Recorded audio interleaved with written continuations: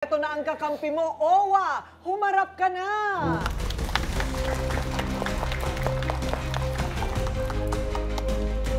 Parang bago. Parang ang laro mo, yung mga anak mo, wala kinakain. Paano mo alam na walang kinakain yung Lagi mga po ako anak? nasa kanila. Friend mo pupunta si po ako sa Annalyn. kanila. Lagi po ako nasa bahay nila. Okay.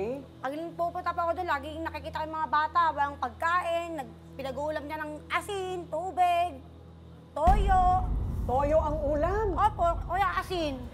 Kawawa naman ang mga bata. Nasaan ang mga anak mo ngayon? Nasa bahay? Opo. O pauwian natin sila ng ulam?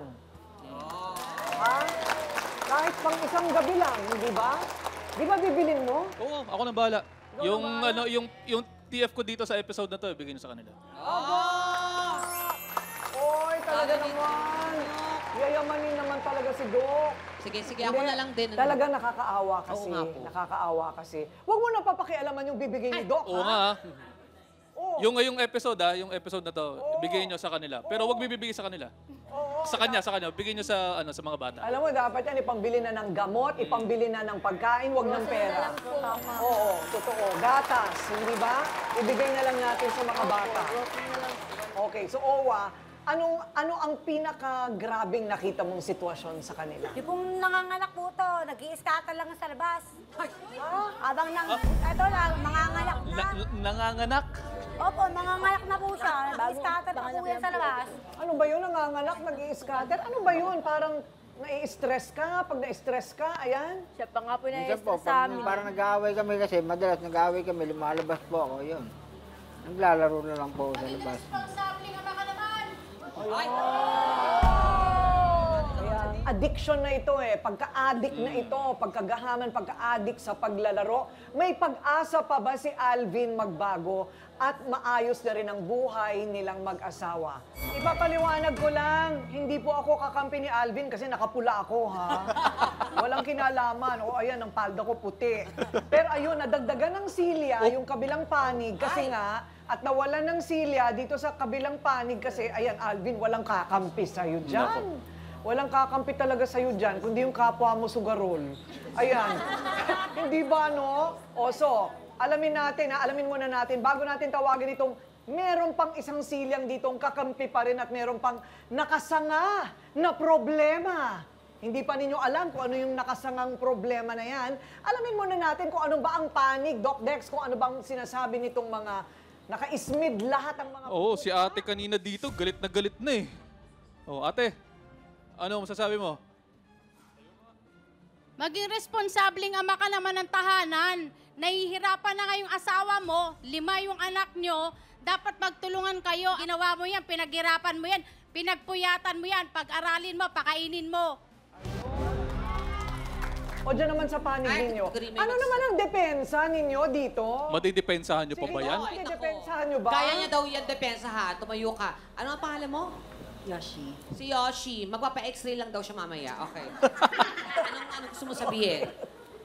Nag-scatter naman po ako pero hindi naman po ganun kalaki yung ginagastos ko. Like, yung... Minsan po natatalo din, minsan din nananalo din po talaga, ganun. I think So- depende yun kung kakayanin mo o hindi eh. Ang problema ni Alvin, 10 ang anak.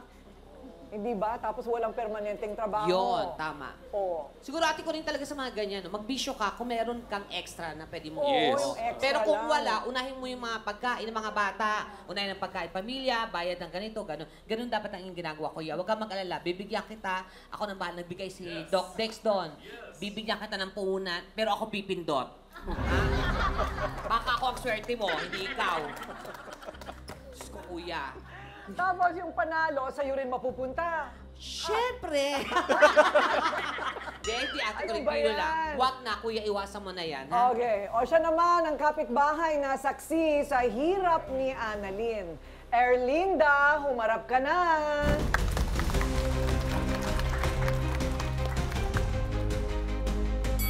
Erlinda, anong problema? Anong problemang nakikita mo? Nung mga anak po yan, kapitbahay ko po, tinawag niya po ako. Wala siya kasi nasa labas siya. Ako po ang nagpalabas ng anak niya. Ah, kumadrona ka? Hindi po, sa hilot lang. Ah, hilot. Opo, Ako, sa bahay delikado lang po. yun. Ay dumating ako, puro dugo na, tapos hindi pa lumalabas yung Bata. ano. Kaya ka Pinaanak pala ko. nangayayat ng ganyan, oh. Tapos nilinis ko po siya, binihisan ko, nilagyan. Ay wala po akong gamit, pamputol. Pinadala ko po sa Inares para putulin yung pusod. Totoo ba? Opo. Paano yung nakalabas na yung bata? Tapos na, may pusod ba? Dinala mo sa ospital? Hindi po, iba na po ang nagdala kasi nilinis ko po siya. Pero Hindi pa po, nakakabit yung pa? kapatid niya po ang nagdala po sa ospital. Yung, pero nakakabit pa po yung inunan pa po. Kasi Nandun hindi pa po lumalabas. Nasa loob pang inunan. Hindi pa po lumalabas. Hindi pa lumalabas. Ay, nanlalambot na po siya. Tinulungan ko po siya. Lambot na po ako yun, hindi pa po lumalabas yung inunan. Pero yung baby po nakalabas na po. Yung inunan na lang po ang problema eh.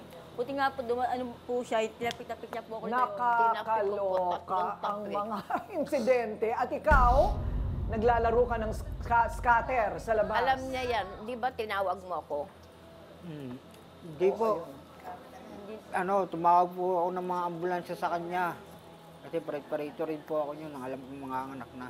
Ato nga lang po, ayaw niya pong sumakay doon. Kaya gumawa ko ng paraan, siya na lang po ang natawag ko.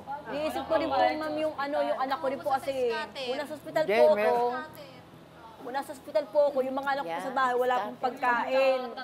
Tapos po, ang problema po, yung pagkain po, isa po yung dadalhin po sa akin sa bahay, ikaw sa amin na magkain ka. Magsalo-salo kami mag-iina sa bahay. Kung halimbawa, wala pang masahe. Kung nandun po sa ospital, wala mo po pamasahe, pagkain namin doon. Eh, yung mga anak ko rin, wala rin pong pagkain, wala rin pong Oh. Kaya po, mas pinili ko sa bahay na lang po para yung kaunting pagkain, pagsalo-salo na mag-iina. Eh, paano naman yung sinasabi ko sa inyo na may isa pang issue? Yung issue ng pananakit. Ayun. Mali. Pagkaayaw niya kasing sa asawa niya, sinasaktan. Ay! Nako. Paano mo na alam niyo, nanay? Nagkukwento siya.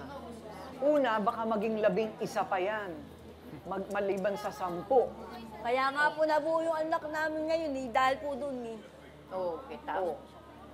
Diba? Kaya Pero kung pupunta kayo ng barangay, matutulungan kayo sa family, Family planning. planning. Diba? Natatakot na kasi siya eh. Baka mabuntisan naman, wala na kayong pagkain sa mga anak niyo. Tama ba? Tambak na nga po yung bayan nila sa bahay, sa upa ng bahay nila. Hindi sila makapagbayad, pinapalayas na nga po sila eh. Pinapalayas na. Opo, pang-apat na buwan na nga po ngayon. Po kasi sila hindi nakakabayad. Magkano renta?